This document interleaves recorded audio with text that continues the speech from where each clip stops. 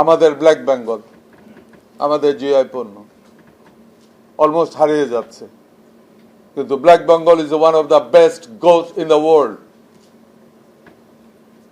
Highest productivity, disease very less,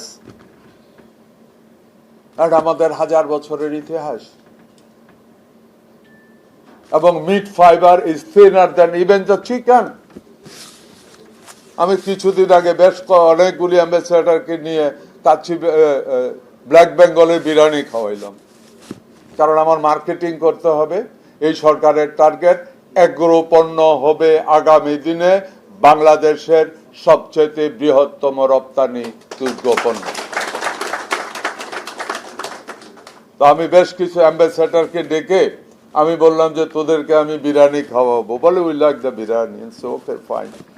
তো সে তো বিরিয়ানি খাইছে, বলে যে কিসের বিরিয়ানি? আমি বললাম যে তোরে আমি ব্ল্যাক বেঙ্গলের বিরিয়ানি খাওয়াবো।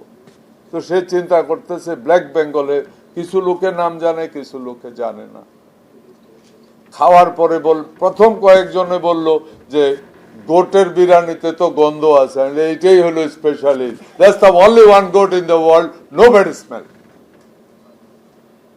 ব্ল্যাক বেঙ্গলের কিন্তু কোনো ব্যাড স্মেল নাই।